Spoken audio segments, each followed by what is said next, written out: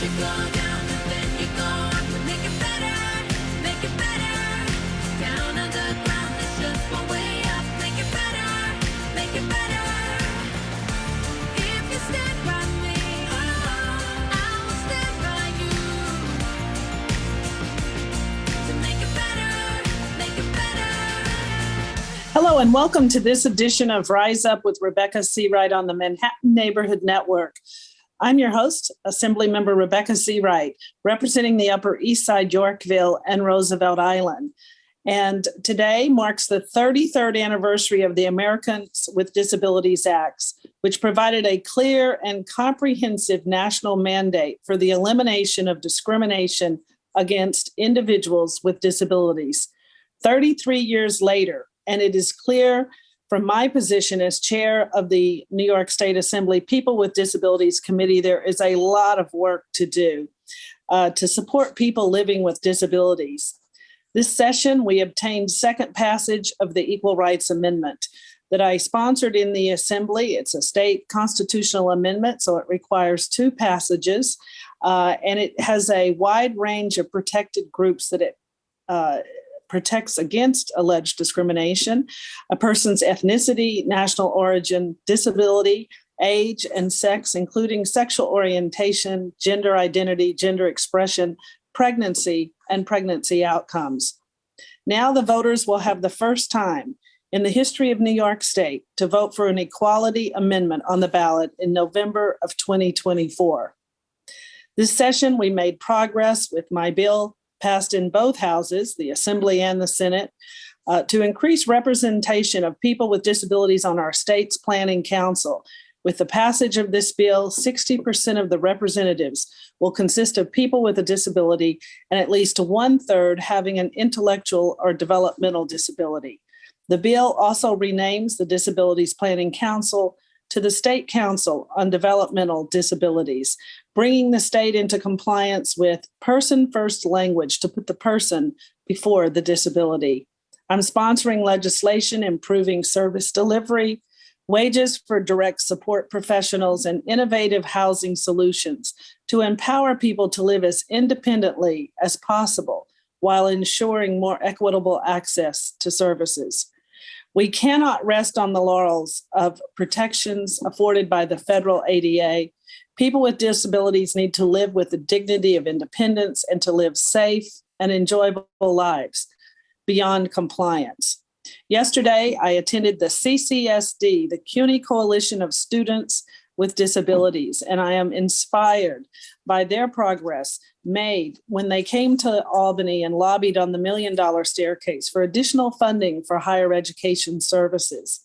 But today, on the 33rd anniversary of the American with Disabilities Act, we have a very special guest, and I am so honored and pleased to have one of the architects of the ADA, a man who stood on the White House lawn 33 years ago with President H.W. Bush as the ADA was signed into law. Mr. James Weisman is one of the foremost champions for the rights of people with disabilities in the nation. He was a longtime legal counsel and later CEO of the United Spinal Association, formerly the Eastern Paralyzed Veterans Association. And in 1984, he successfully settled a lawsuit against the city of New York for its inaccessible transit system.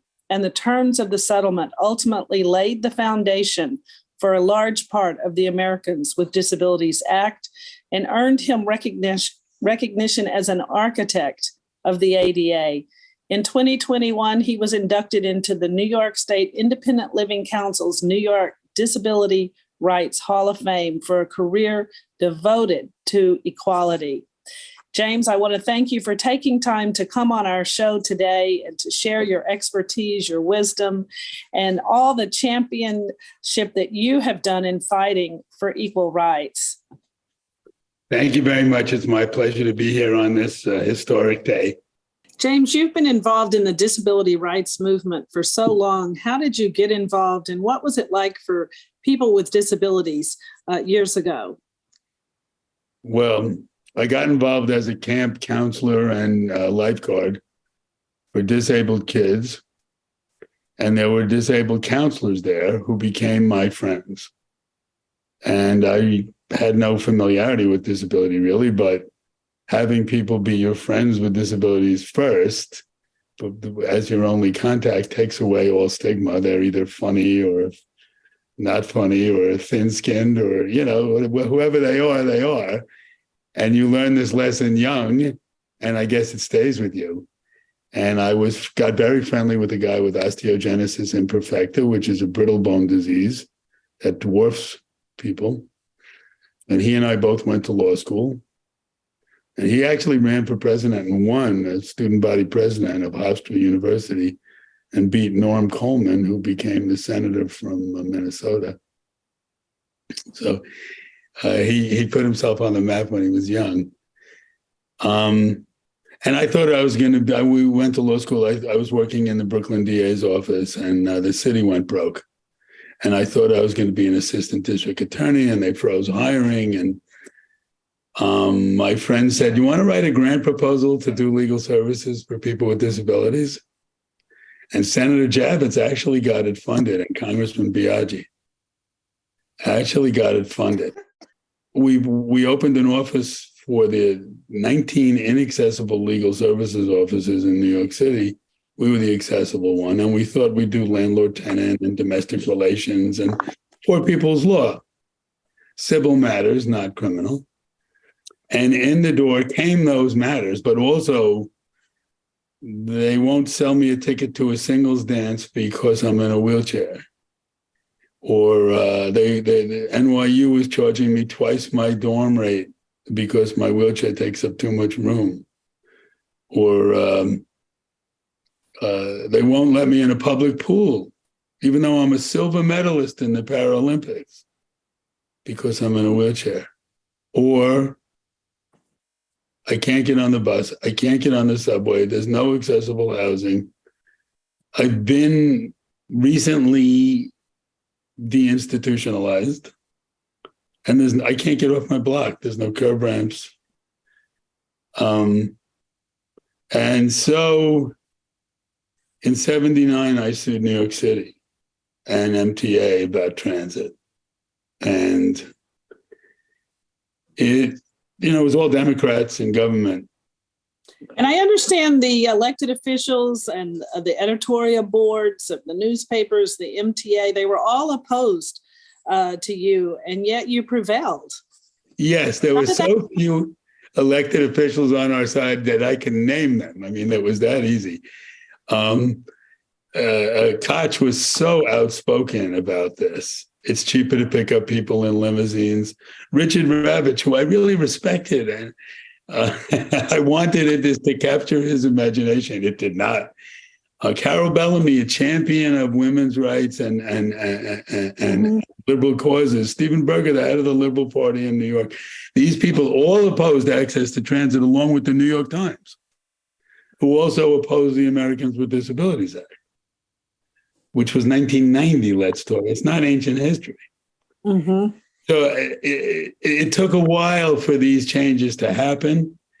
And people, I guess people with disabilities, it was a time of social change because of Vietnam veterans, Eastern Paralyzed Veterans Association, which I was general counsel of. It was an interesting time. Those guys were all disabled during the civil rights movement and women's movement, Black civil rights movement and women's movement. And whether they were hawkish or dovish on the war, whether they were drafted or enlisted, they were now paralyzed. And they were young adults that weren't ready to stay home and watch TV. They were getting pensions from the VA if they were service-connected disabled people, but they wanted to be out and about, and they realized that they had to come together with the disability community. Mm-hmm. So disabled veterans and disabled people did, and they made history together. What an exciting time and an exciting lawsuit. And it's hard to imagine that the New York Times and the elected officials and the editorial boards all opposed you. And what a champion to bring that lawsuit. Wow. You know what's good about it, though? There's no logical, compelling other side. There just isn't. When you force people to focus on this issue, which really does take a lot to force them to focus, but people with disabilities always win. It's just time. People have to get used to the idea of, oh, you can go horseback riding too, or oh, you can take sailing lessons. That negative presumption. Paul Heron, my friend that I was just talking about, the osteo guy who's been dead for many years, said to me when we were going to see Senator Javits, watch this, the negative presumption at work. What's the negative presumption? He told me it's that Javits will talk to me because I'm able-bodied and not to him. And then when he speaks up and he's only as articulate as I am, Javits will feel guilty for presuming I was an idiot, he says, and do whatever I want. And I remember saying the words, from your mouth to God's ear, as we went in. And in fact, that's exactly what occurred. Those kind of, those people with disabilities, there's coping mechanisms and there's advocacy skills, and they've all learned them. And people, if they're not self-advocates, there is a lot of rights abused and overlooked. Right. And I understand you were very involved in the drafting of the American with Disabilities Act, a landmark civil rights law for people with disabilities, that you lobbied for its passage and were at the bill signing on the White House lawn on July 26, 1990. What was your role and what was that experience like for you? What the experience was like was remarkable. I mean, it was this exquisite coming together that's never happened since of people with disabilities, really varied disabilities. I mean, mental disabilities, emotional disabilities, physical disabilities, and they're the leaders of their groups with enlightened politicians who really led the way. Congress is usually catching up.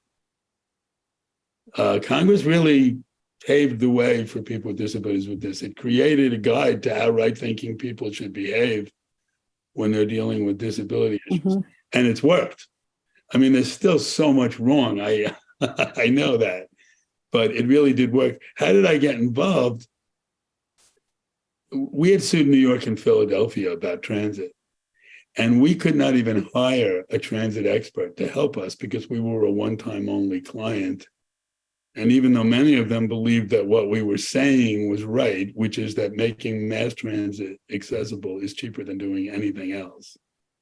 When we sued, we only sued for accessible buses and subways. Koch insisted on Seawright as part of the settlement. Then the New York City agreement, we fine-tuned it with Philadelphia, and then it became the framework for the transportation sections of the American with Disabilities Act, and it's required any place there's mass transit. The paratransit component and the accessibility. Everything new has to be accessible, and of course, big renovations. We've had to sue several times, MTA, and over the years to make over misunderstandings, let's call it, about interpretations of the law. If they couldn't afford to do both sides of the station, they wouldn't do one, for example, when they were renovating. And the law called for incremental accessibility, so we had to sue them. I think it was Inwood Station, and now they've adopted this policy of doing the whole station. But this is just this year, MTA board announced that they would make every station accessible by 2055. I'll be 104, but I'll be at the ribbon cutting on the last one. I'm hoping it'll be accessible. You can wheel me down there. And what do you see as some of the disability issues today in New York State? Access to autonomous vehicles and is an absolute must.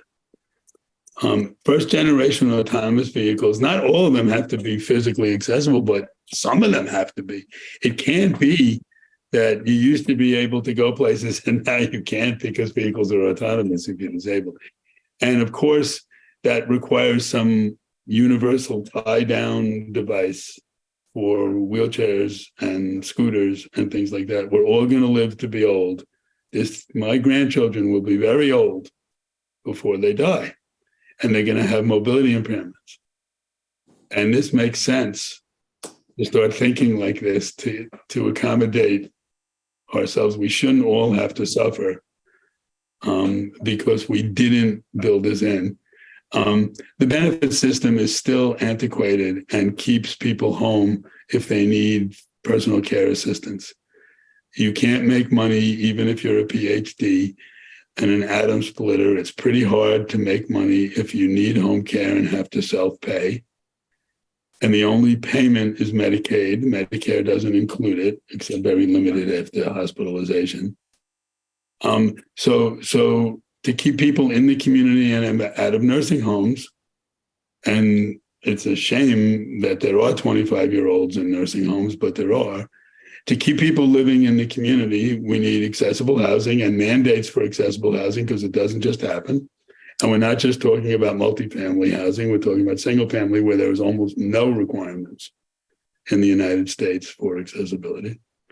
And, local governments can do that with building codes, at least have homes be visitable so that people can come in and out the front door and use the downstairs bathroom.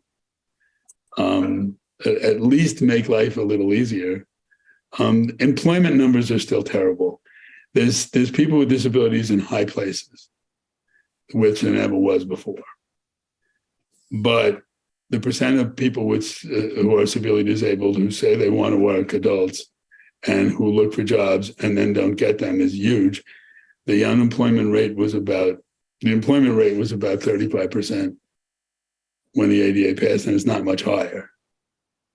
What are some other issues that you see with disability rights in New York State? Do you hear much about insurance companies paying for wheelchair repairs?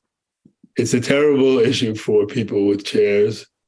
Most wheelchairs are paid for by third parties, insurance companies, Medicaid, and Medicare. Medicare has a regulation that says that they will only pay for wheelchairs for use in the home. That was to distinguish, when this was written, between institutional care and out of the institution care. Medicare, because of all those scooter store commercials from 10 years ago, where if you were up late, you'd see those old people on their scooters going to the Little League games on their scooters to watch the grandchildren. That's not medically necessary. But the scooter store company was pumping out mobility equipment like crazy at great expense to Medicare.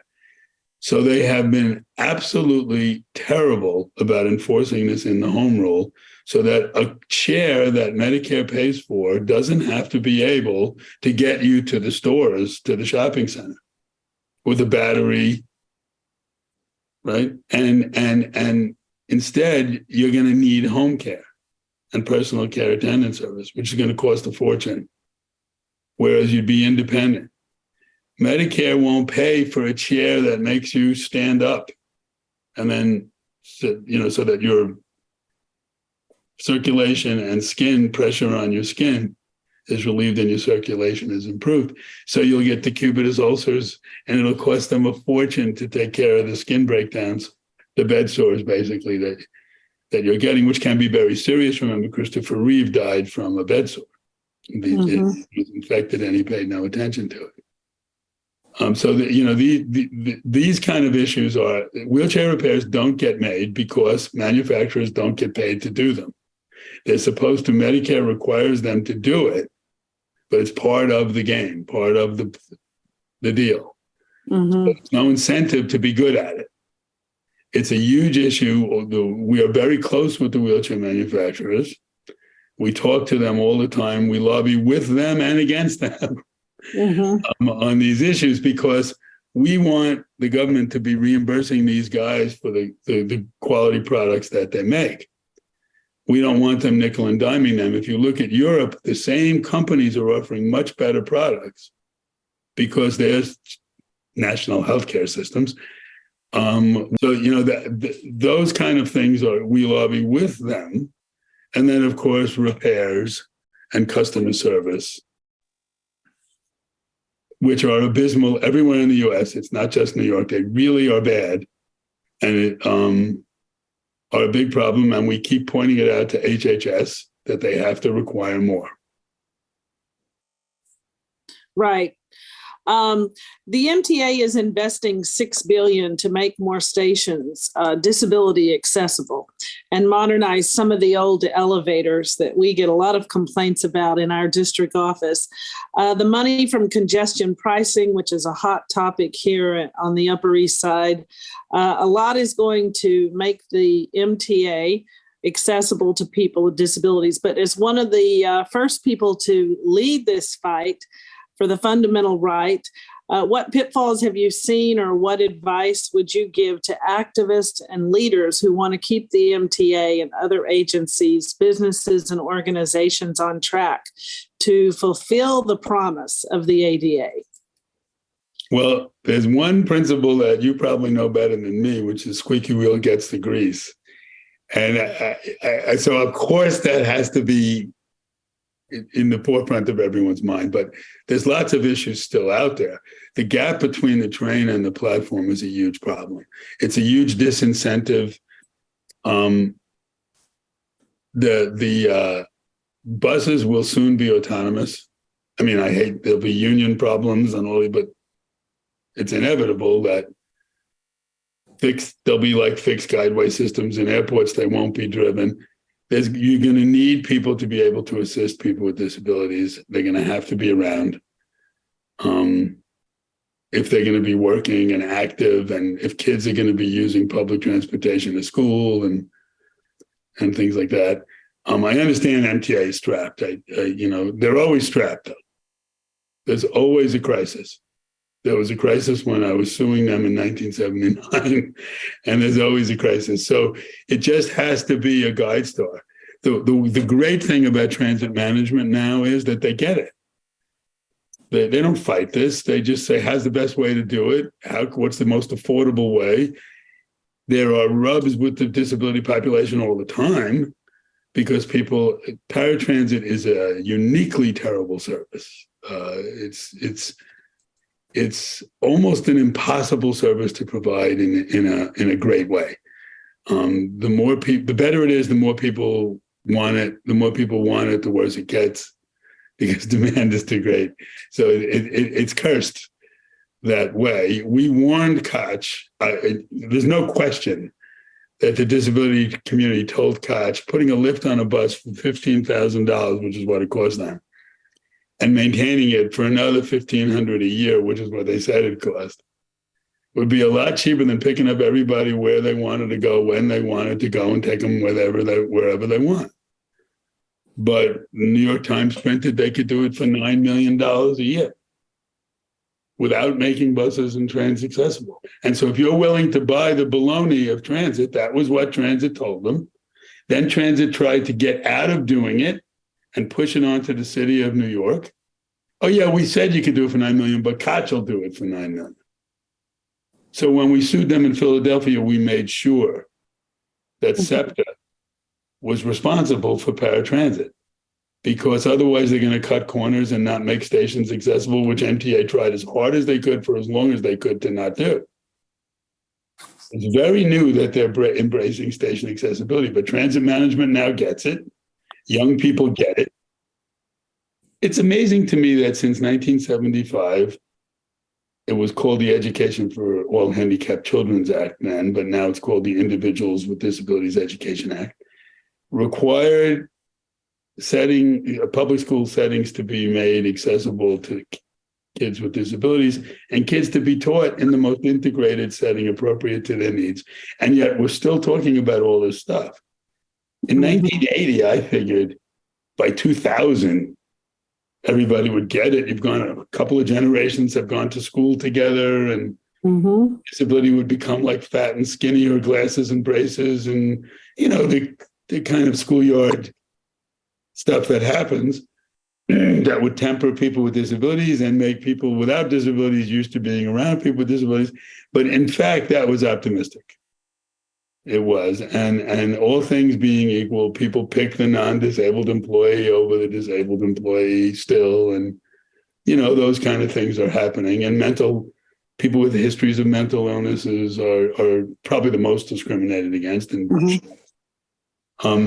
And that's probably why employment numbers are down, stay down because of that. That all things being equal, I'd prefer somebody without a disability. Somebody is a known quantity, maybe. And I think that familiarity is the answer. Koch predicted, for example, that people would be furious with lifts on buses because it would slow things down. And when the lifts, when they worked, busloads of people would break into spontaneous applause. People want it. Want. When the woman fell down the subway stairs with her baby a couple of years ago and died, someone said, I think it was West 4th Street. Someone said, why doesn't the station have an elevator? Because she had a stroller. Why doesn't that station have an elevator? The reason is MTA. That is the reason. They could have done it. They should have done it. Now they think they can do it, and they will do it. But it's 2055 till the last station. So, I'm sure people in the Black Civil Rights Movement will be the first people to tell you that change takes time. It certainly does. And passing the expanded Equal Rights Amendment this past legislative session, it was 156 years ago that suffragettes and Frank Douglass came to the state capitol and lobbied for it. But we're unfortunately out of time. I'd love to invite you back on as a guest again on our show. This has been an enlightening discussion about the past, the present, and the future of the disability rights movement. And so we thank you very much, James Weisman, for joining us today and sharing your expertise and experience in the decades-long struggle for equal rights on this, the 33rd anniversary of the Americans with Disabilities Act. And I want to thank our viewers for tuning in today and watching Rise Up with Rebecca Seawright on the Manhattan Neighborhood Network. Thank you.